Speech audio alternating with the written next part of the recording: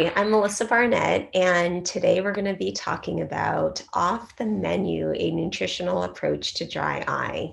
This is for class 2020. I hope that everyone and their families are doing well. This is a little bit of a taste of how nutrition is important for dry eye disease. And I'm going to start with a study. So it's actually the Dream study. This is an image of the Dream Keeper.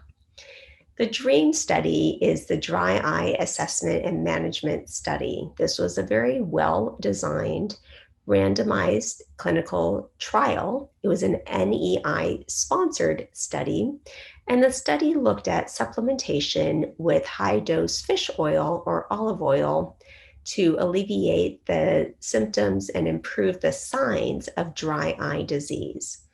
Both optometric and ophthalmologic practices were included in this study. It was done over 12 months. There were 329 patients in the omega-3 group and 170 patients in the olive oil group. Now, one thing to note in this study is that adjunct therapy was included. So patients could be on prescription eye drops, warm compresses, eyelid cleaner, and could still be included in the study. Of interest, patients could also take up to 1,200 milligrams of EPA and DHA on a daily basis. The study evaluated the improvement in the OSDI, and there was really no statistically significant difference in the omega-3 group or the placebo group. And 61% of the omega-3 group and 54% of the control group achieved at least a 10-point reduction in the OSDI score. So there were no significant differences between groups in dry eye signs, conjunctival and corneal staining, tear breakup, and Schirmer's. So was the effect actually due to the olive oil itself, or could it be something else? So oleic acid is the predominant fatty acid in olive oil. And if you substitute a modest amount of oleic acid for saturated or trans fatty acids in the diet, it significantly decreases IL-6. So it's a pro-inflammatory cytokine and biomarker for dry eye disease. However, palmitoleic acid, there's actually a very small amount in olive oil, and it's a fatty acid with anti-inflammatory properties. And here you can see a murine model of dry eye. So what we learned from the DREAM study is that both groups improved over time. However, it could be the study population. We know that dry eye disease is a complex and multifactorial condition, and homeostasis is most important. And so it could be difficult to differentiate the effect of a single non-specific intervention. And traditional measurements like OSDI and Schirmer's testing actually have limited sensitivity and specificity. So it could be the type of measurement that was used and also the patient population. So perhaps dry eye should not be lumped into just one type. There are multiple types of dry eye disease. There are multiple severity levels of dry eye disease, and we do need more studies to really see, where this goes. Now, from a practice standpoint, and in my practice with my patients, I do find omegas to be incredibly helpful, especially in my patients that have moderate to severe dry eye. And sometimes I'm quite impressed with how well my patients are doing just on the omegas and dietary therapies alone that we'll get into today. So when your patient goes to the store to look for the type of omega, it's overwhelming. There's so many different types, and it can be really confusing as well. So there are different types, EPA and DHA. And DHA and EPA are formed when fish actually eat algae and are found in the triglyceride form. So each triglyceride molecule contains 3 fatty acids, and in normal produced fish oil, 20 to 30% of the fatty acids are EPA and DHA, and in highly concentrated oils, 60% to 85% are EPA and DHA. So actually evaluating the label and verifying that multiple vitamins do not contain omega fatty acids are very important. Here's an example of one type of an anti-inflammatory fatty acids, and I'm going to go on just the key points here. So ALA and LA are the most abundant omegas, both 3 and 6 in the diet, but they do have to convert to other forms of omega. So that's why, say, eating salad dressing with omegas is not beneficial. Whether you're helping your patients with the daily irritation of dry eyes or combating other ocular surface diseases, Boston Sight Sclero has the data-backed science and experience to help them see the world through a whole new lens.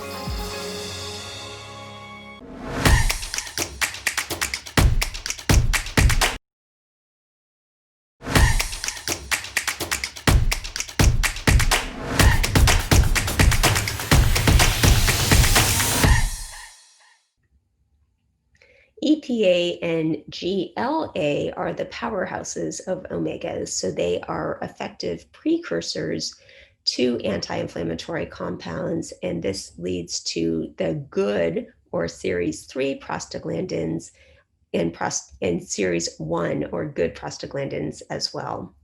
Flaxseed oil provides mostly ALA with a small amount of LA, and these are not efficiently used, so they're not effective. However, fish oil provides EPA and DHA. These are efficiently used and good for overall health, so not only for the eyes, but cardiovascular health as well. GLA plus ALA and LA effectively reduces inflammation through a unique pathway, specifically with benefits for dry eye disease, and it's not obtainable through diet, fish, or flax. So there have been some studies that have found that GLA specifically reduces inflammation in the tears, lacrimal gland, and conjunctiva. And specifically, GLA can reduce inflammation in other diseases like rheumatoid arthritis, Sjogren syndrome as well. So it does suggest an anti-inflammatory potency. So 2,000 to 3,000 milligrams of omega-3s are needed to reduce inflammation, but in contrast, 235 milligrams of GLA significantly reduced 2 different inflammatory markers in a clinical trial. So several studies specifically for the eye, GLA increases tear production and improves contact lens comfort in contact lens associated dry eye. It also reduces ocular surface inflammation in Sjogren syndrome and has been shown to benefit postmenopausal women and those with mild to moderate dry eye disease. So having an anti-inflammatory supplement with GLA is beneficial. Now, we know that omega-3s and omega-6s and the ratio is pretty important. So omega-3s leads to an anti-inflammatory prostaglandin. So should we just have a lot of omega-3s, or is it important to have a ratio? So we actually also need to have an amount that kind of equalizes between the two, and we need pro-inflammatory prostaglandins to fight off infections, diseases, and many other conditions. So the ideal ratio of omega-6 to omega-3 is about 4:1. In the American diet, this ratio is more like 25:1. And so thus the pro-inflammatory increasing inflammation pathway is pushed to the chronic inflammatory state, which we often see. So this is also very important for dry eye disease and dry eye homeostasis, because we want to make sure that inflammation is reduced in all mucous membranes in the body, including the tear film, which is just an amazing substance with all the proteins and anti-inflammatory properties. So it's important to educate our patients not to dose on the amount of omega-3s. And also fish oil is a blood thinner. So checking to see if they're on any other blood thinners like aspirin or Coumadin is important. And in our elderly patients, it can also lead to bruising if there are too many blood thinners taken. And it's better to reduce the amount of omega-6 fatty acids in the diet while moderately increasing the amount of omega-3s. And I find it's really patient specific. So some of my patients need, a lower dose of the omegas, others need a higher dose of the omegas to really help with their dry eye disease. Oh, we know that Sjogren syndrome can affect the eyes, leading to dry eye, dry mouth, and arthritis, but there are many other things associated as well. Dry skin, memory loss, otherwise known as brain fog, and it really can affect someone's life and quality of life. So in 2016, there was a new classification for Sjogren syndrome, and this is including a biopsy of the lip to determine the classification. Specifically for the eyes, a Schirmer's test of no more than 5 millimeters for 5 minutes, and checking ocular staining as well. So specific blood tests are done to evaluate for Sjogren syndrome. We know that secondary Sjogren syndrome is also common, and that can be another connective tissue disease, the presence of one of those symptoms and 2 or 3 of the objective criteria. And the most common secondary is rheumatoid arthritis. Now, currently 9 out of 10 patients with Sjogren's are women. However, autoimmune disease and Sjogren syndrome can also be found in men as well. So in both primary and secondary Sjogren syndrome, lacrimal and salivary gland function and anatomy are altered by the immune cell infiltrate. So in primary Sjogren's, the pathogenesis involves complex interaction between genes and the environment. And of utmost importance, in a large genome-wide associated study of more than 3,000 patients with Sjogren syndrome, non-Hodgkin's lymphoma occurred in 5 to 10% of patients with primary Sjogren's. So if you have a patient who has dry eyes, you please ask if they have dry mouth, ask if they have arthritis or brain fog or dry skin, and evaluate them for Sjogren syndrome. Now, the way to do that with traditional testing are autoantibodies. So these are the ANA, anti-SSA, anti-SSB, and they're positive in a variable amount. So for example, the ANA is 70% positive in Sjogren's patients. I also like to check a rheumatoid factor, which is positive in many rheumatic diseases and is performed for the diagnosis of rheumatoid arthritis, which is, again, the second most common autoimmune disease in secondary Sjogren's syndrome. Now, there are newer studies, and this is the SHOW test, which evaluates salivary gland protein, CA6-PSP. This occurs earlier in the course of the disease, and these antibodies are found in 45% of patients meeting the criteria for Sjogren syndrome who lacked antibodies with traditional testing. So a finger prick is done to obtain a blood sample. The sample is applied to the collection card, and then the card is sent to be analyzed. So here's a case. One of my patients, a 50-year-old Caucasian female, presented because her eyes hurt and ache. And I can remember the day she came in, she was almost, just kind of holding her eyes and tearing. And she found she needed to blink in order to see, which is really common with dry eye in general. She had difficulty reading, and very interesting that she was not using any drops. Most of my patients have come in and they've tried a bunch of different things which have not worked. But since she was referred by rheumatology for evaluation, she felt like she wanted to come in and have specific things recommended. Miru 1 month delivers one of the highest levels of oxygen transmission available in sphere, toric and multifocal Miru 1 month contact lenses from Menicon.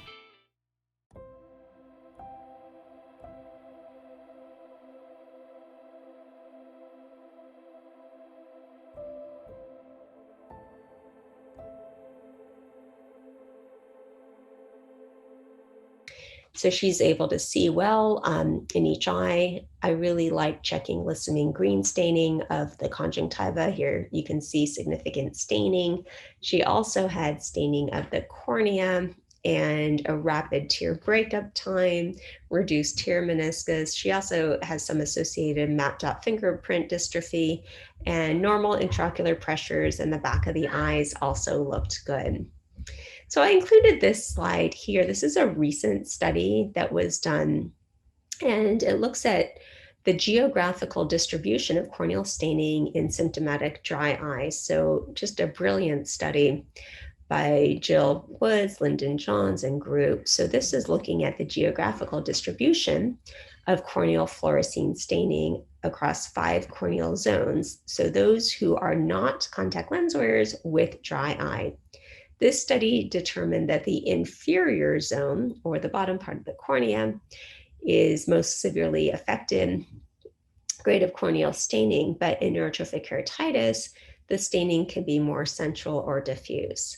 So we're definitely learning from DEWS-2 to be looking and evaluating for neurotrophic keratitis and checking corneal sensitivity in our patients for those who definitely have staining centrally, or even those that you're concerned that have a risk factor like diabetes or herpetic disease or corneal trauma or contact lens wear or preservatives. The list goes on and on. So back to Catherine here. Her color vision and Amsler grid testing was normal. The OCT of the macula was normal. Her visual field was normal. Checked tear lab, which is a little asymmetric, which we think, okay, that's probably dry eye because of the asymmetry, normal pressures, and normal dilated exam. So talked about surgical options for ptosis. Now we actually have an eye drop for that as well. Started cyclosporin, started preservative-free artificial tears, ointment at night, breaks on the computer, omegas, and unfortunately, this patient was so incredibly compliant that she's doing so well even to this day. And it's so wonderful to see. Now, whenever there's a systemic flare, there can be exacerbations of dry eye. With time, I added some punctal plugs. I find humidifiers to be really beneficial, moisture goggles at nighttime, and she is doing so much better. She's happier, she's smiling, not holding her eyes, and also of interest, reports improved vision because her tear film is healthy and it's doing much better. So now switching gears to a few different studies. So this one is looking at vitamin A. And we know that vitamin A is vital for corneal and conjunctival epithelial cell health, and it's important for the immune system to function. So pictures of sources of vitamin A, as you can see here, anything that has red, orange, yellow, and dark green leafy vegetables. Here are a few cases of vitamin A deficiency. So it starts as dry eye, and then it can be even just blinding, horribly blinding. So there have been a few reports of vitamin A deficiency. One report was from the 1960s. A man deliberately ate a vitamin A deficient diet, lived off of bread and lime juice for 5 years. His eyes developed corneal vascularization and ulceration of the cornea. Another case of a woman who was in a cult and lived off of brown rice and herbal tea, and her eyes nearly melted and collapsed. There are a few other cases of autistic children who didn't eat anything but French fries or bacon, blueberry muffins, and Kool-Aid, who became vitamin A deficient, and a report from the Bronx of a child who refused to eat vegetables and only ate potato chips, puffed rice cereal, and became vitamin A deficient. So in the developed world, we don't see this as much, but it is something to evaluate for. Vitamin B6 is required for the neuronal blink response, and sources are nuts, bananas, and beans. Vitamin B12, which is a water-soluble vitamin, is a cofactor in DNA synthesis and in fatty acid and amino acid metabolism.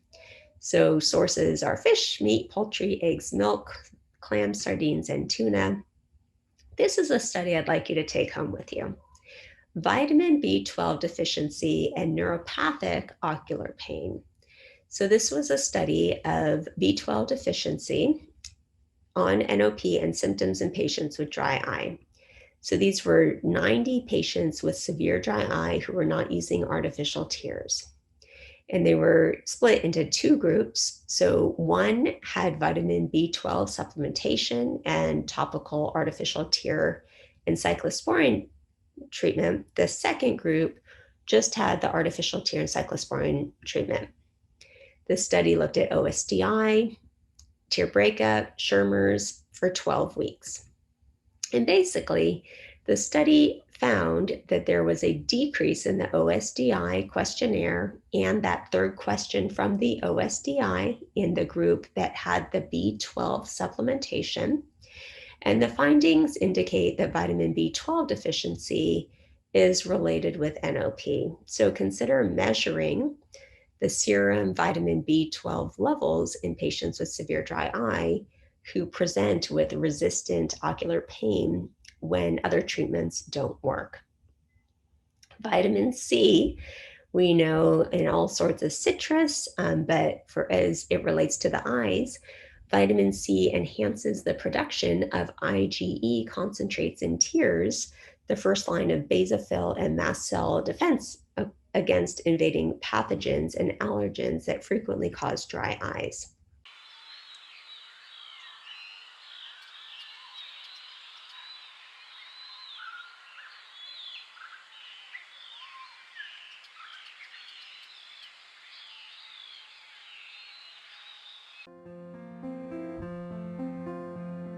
Un comprobado líder en la práctica de lentes especiales y ojo seco.